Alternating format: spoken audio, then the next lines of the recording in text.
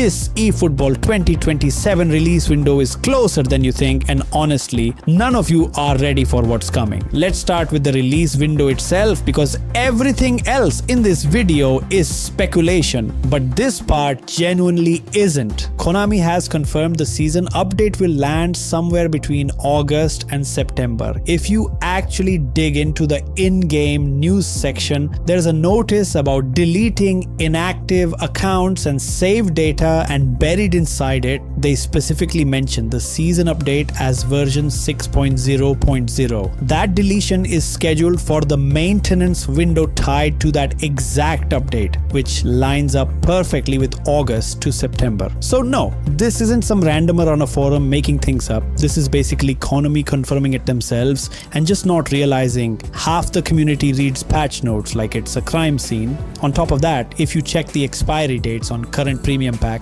campaign rewards, and special packs, they're all ending one after another within a few weeks of each other. Konami doesn't clear the shelves for no reason. That's them quietly prepping the store for the next big drop. There's also a trusted source floating around claiming the update could land as early as mid-August, which lines up with roughly the same time period we got last year's update too, so don't be shocked if it arrives earlier than the official window suggests. And if that timeline holds, we should start seeing actual news and leaks trickle in around mid-July, so the next few weeks are genuinely worth paying attention to. Now that's the release window covered, so let's talk about the event that might confirm everything officially. Later this month, Konami is hosting an eFootball Connect presentation during the World Festival in Bangkok. According to the official announcement, they'll be sharing the latest eFootball news, revealing new epic players, and making several announcements about the future of the game. Konami hasn't officially confirmed that eFootball 2027 will be the main focus, but come on, why else would they time this event right before the update window drops? This is probably where we get our first real look at what's actually coming, so keep an eye on it.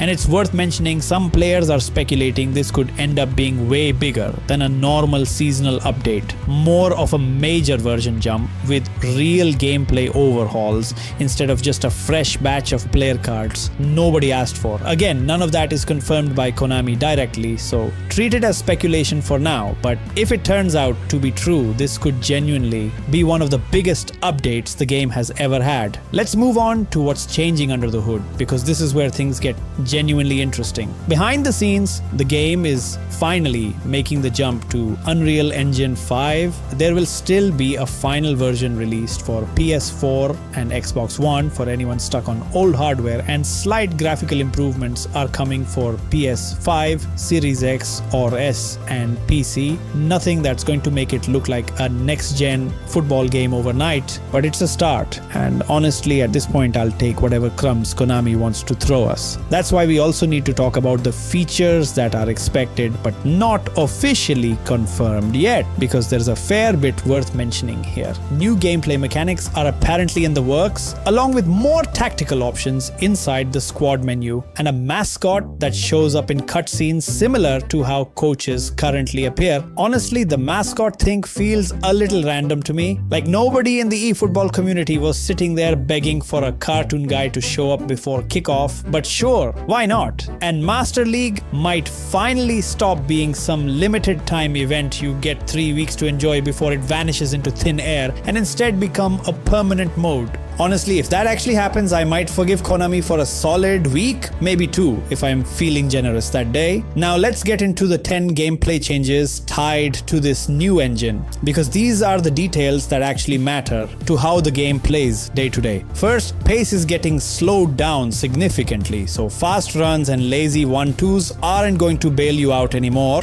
You'll actually need to build play positionally and wait for your moment instead of holding sprint and praying to whatever football god you believe in. Second, dribbling becomes way more important. Small agile players get more useful. Skill moves are getting nerfed while ball shielding gets stronger.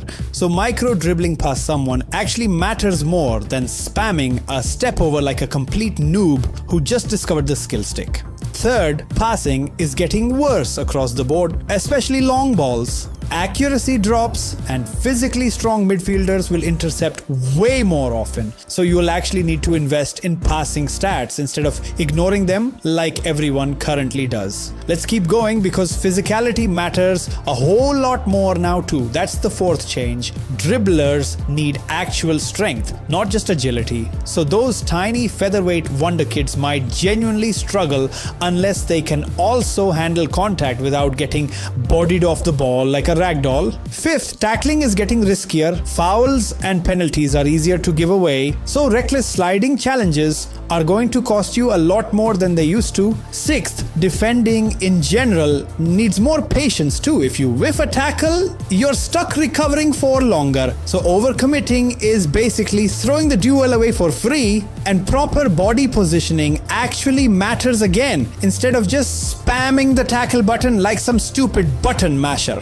who's never watched a real football match in his life. Now here's why we need to look at what's happening with goalkeepers, because this part alone could genuinely change how people finish games. That's the seventh change. One-on-ones with the keeper are shifting. Keepers are saving more regular shots than before, so chip shots become way more effective as a finishing option. Eighth, goalkeepers overall are just stronger in general. Even clear-cut chances can be missed. Now there's more randomness inside the box instead of guaranteed goals every single time you get a tap in from 2 yards out. Ninth, long shots are getting buffed and become a genuine threat. So sometimes shooting from distance is going to be smarter than dribbling into a crowded box and losing the ball anyway. And 10th, wings are getting weaker, byline runs and cutbacks lose effectiveness. So early crosses become the better option instead. If all this sounds a little familiar, it kind of mirrors what happened when FIFA turned into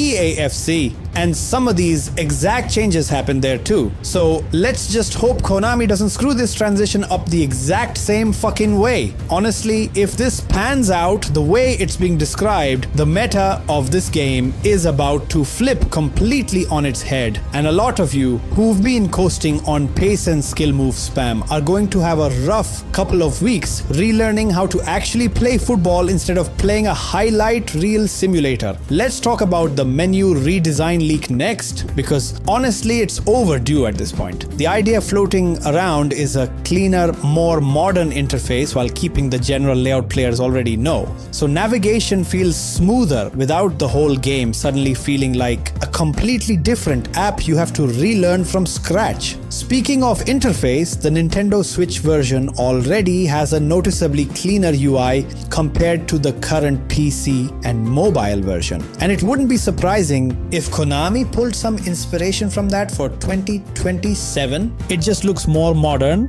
and a lot less cluttered than what the rest of us have been staring at for the past few years. That's also why we need to talk about something the Switch version does that honestly should be on every platform already. It lets you play online using actual licensed teams instead of dream team squads, meaning you could just pick Barcelona, Real Madrid or Liverpool and play a normal match instead of getting steamrolled by some randomer's team of 7 epic players and 3 blitz curlers. Sometimes you don't want a chaotic dream squad fest. Sometimes you just want a normal game of football, and a mode like that on every platform would genuinely be refreshing for once. Now let's look at what Konami has actually delivered in past season updates, because that gives a realistic idea of what to expect again this time around. We got booster crafting, manager link-up play, a campaign hub, free player progression resets, various gameplay tweaks, physical contact improvements, stadium customization, and kit customization. So instead of expecting one single massive overhaul, it's more realistic to expect eFootball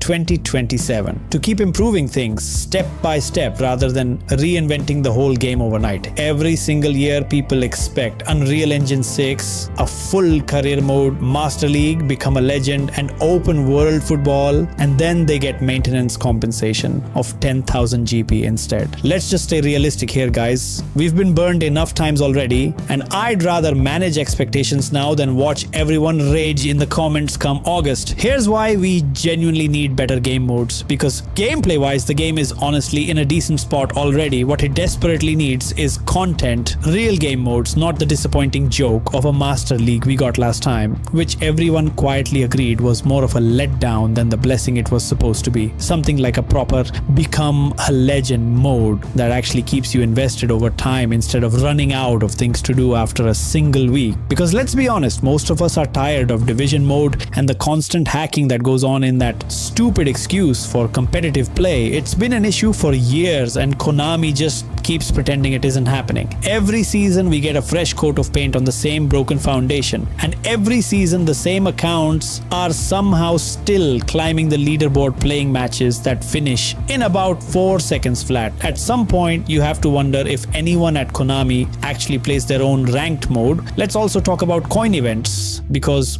free to play players deserve better than what they're currently getting. More coin events need to be added, and yes, coins are obviously how Konami makes money, but more free events like the older PES days had would keep the game feeling fair instead of like a slot machine wearing a football kit. Especially since most players genuinely don't spend much on this game to begin with, a little generosity wouldn't hurt anyone, and it might actually build some goodwill for once instead of everyone logging in just to grind through the same 3 weekly missions and log straight back out. At the end of the day though, Konami is going to do whatever Konami wants regardless of what any of us ask for in the comment section, and honestly that's probably the most consistent thing about this entire franchise. Before we wrap this up, it's worth zooming out for a second on why all of this actually matters. A lot of us have put real time and real money into keeping this game running over the years, so it's not unreasonable to expect Konami to give us proper modes and a stable experience in return, instead of just new cards